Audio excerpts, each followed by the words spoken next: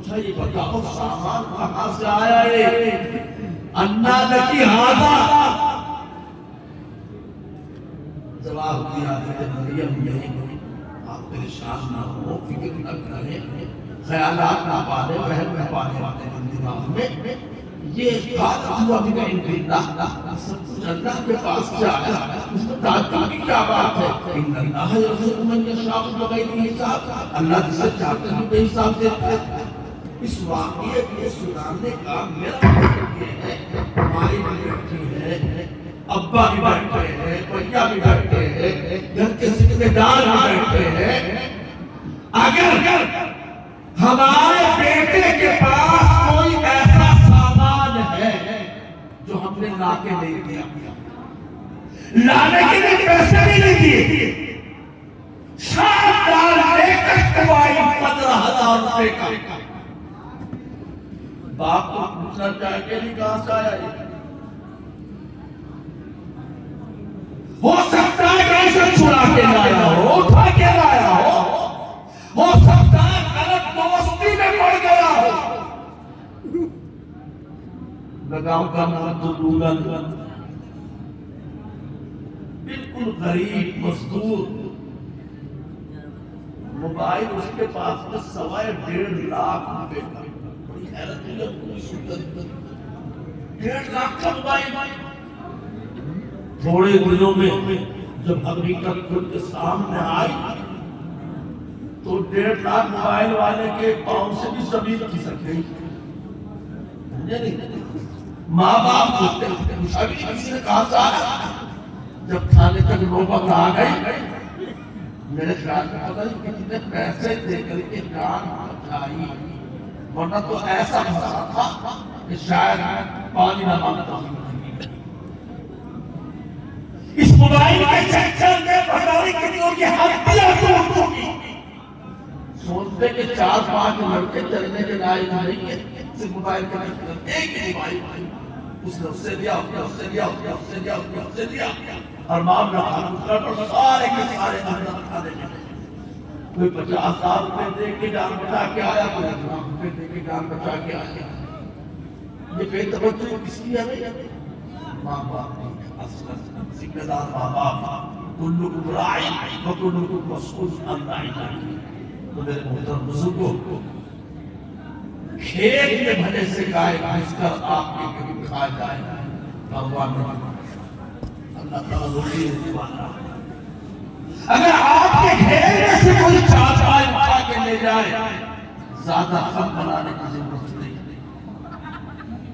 لیکن کوئی اگر ہمارے بچے کے ذہن کو اچک لے، کوئی اگر ہمارے بیٹے کو اچک کر کے لے جائے اپنی صحبت میں، بری صحبت میں، یہ سب سے بڑا نقصان ہے، اور اس وقت کی سب سے بڑا ڈاکہ ہے، اس پر رونا چاہیے، افسوس کرنا چاہیے۔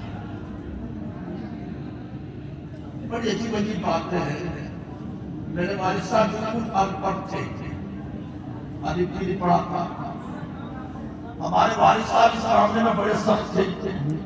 ہمارے گھر میں محلے کی کیا سگے چچا کی لڑکی بھی ہمارے گھر میں آ سکتی تھی۔ ایک دفعہ میں نے کہہ دیا یہ تو میری ڈاکٹری ہماری بہن ہے، اگر پڑوس کی کوئی لڑکی ملنے آ جائے تو اس کی کیا غلطی ہے وہ آپ ڈانٹتے ہیں؟ میں نے زیادہ بڑا مطلب زیادہ بڑا میں نے لگے مجھ سے باہر چلے جانا اتنا خطرناک ہے، کتنی محلے کی آ کر ہمارے گھر میں ہمارے بچوں کو خراب کرتی ہے، یہ زیادہ خطرناک ہے۔ سمجھ اس بات کی، بڑوں کی باتیں بڑی کام کی ہوتی، باہر کی پھرنے والی کوئی آزاد مزاج بچی اگر میری بچوں کے پاس آ کر اکیلے میں بیٹھتی ہے، یہ بہت بڑے خطرناک چیز ہے، اس سے ڈرو بچو اور اس سے بچاؤ۔ اولاد کی فکر کرو۔ میں نے آیت نہیں پڑھی، ارادہ تھا چند منٹ کے بعد وہ ختم کر دوں گا، اس نے تمہیدی جو انداز ہوتا ہے وہ بھی میں نے کچھ کہا، علماء کرام کا نام لیتا، میں آپ کو مخاطب کرتا، میں نے ایک شروع کر دی بات، اپنی سیدھے سادھے گھر میں بیٹھے کوئی اچھی بات نہیں ہے، میں نے آیت پڑھی تھی ربنا وجعلنا مسلمین لک ذریتنا مسلمۃ لک. یہ آیت اس وقت کی ہے جب حضرت ابراہیم علیہ السلام خانہ کعبہ کی دیواریں اٹھا رہے تھے ان کے ساتھ ان کے بیٹے کی شریک تھی ہے کہ سیدنا اسماعیل علیہ السلام حضرت ابراہیم علیہ السلام کعبے کی دیواریں اٹھا رہے تھے, اللہ کا گھر بنا رہے تھے, خانہ کعبہ بنا رہے تھے, تو دعا کر رہے ہیں. بہت سارے دعائیں ان میں سے دعا یہ بھی کی اے اللہ مجھے بھی خالی اپنے لیے نہیں بیٹے کے لیے بھی دعا کی کہ وجعلنا مسلمین لک, ہم دونوں کو اپنا اطاعت گزار تابعدار اور فرمانبردار بنا دے. چلو اپنے لیے کر لی, بیٹے کے لیے کر لی نہیں, آگے دعا اور کی ہے اولاد کی فکر کی بات, اولاد کی تربیت کی پرواہ کی بات. جو بچے ابھی پیدا بھی نہیں ہوئے, جو اولاد وجود میں بھی نہیں آئی, جنہوں نے ابھی جنم بھی نہیں لیا, ہم امید ہے کہ ہمارا لڑکا ہے, اس کے بھی بچے پیدا ہوں گے, ہم دادا بنیں گے, ابا بنیں گے, کل کو اس کے بھی پوتے پیدا ہوں گے, ہمارے اوپر پوتے لگیں گے, ہماری نسل چلے گی, سلسلہ چلے گا. حضرت ابراہیم سکھا رہے ہیں کہ نہ صرف اپنے سامنے والے بیٹے کی فکر کرو بلکہ جو بچے ابھی پیدا بھی نہیں ہوئے ان کے لیے بھی اللہ سے دعا مانگا. وَمِن ذُرِّيَّتِنَا أُمَّةً مُسْلِمَةً لَكَ, اور اے اللہ ہماری نسل سے, ہمارے خاندان سے, ہماری اولاد سے, ہماری ذریت سے ایسی امت پیدا کرنا جو امت تیری فرمانبردار. کہاں تک کی فکر کرو اولاد کی؟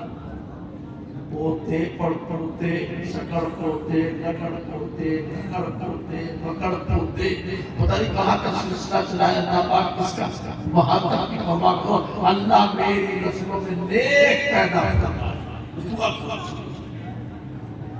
باتیں ہوتی عرض کرنے کی ہے, آیتوں کا سلسلہ آگے تک ہے, لیکن چونکہ مجھے بھی 4:30 مہمانوں سے گر آگے بھی جی آرام فرما رہے آرام ان کا نمبر آ رہا ہے, میں تو اسی لیے یہاں تک میں نے کہا میں دعا ہوا کروا دیں جلدی سے بلا کے آیا. بتاؤ بھائی ہماری مائیں بہنیں بھی ڈٹی ہوئی ہے یہاں ماشاءاللہ, مبارکباد کی مستحق ہے. آپ تو بیٹھے ہوئے ہیں,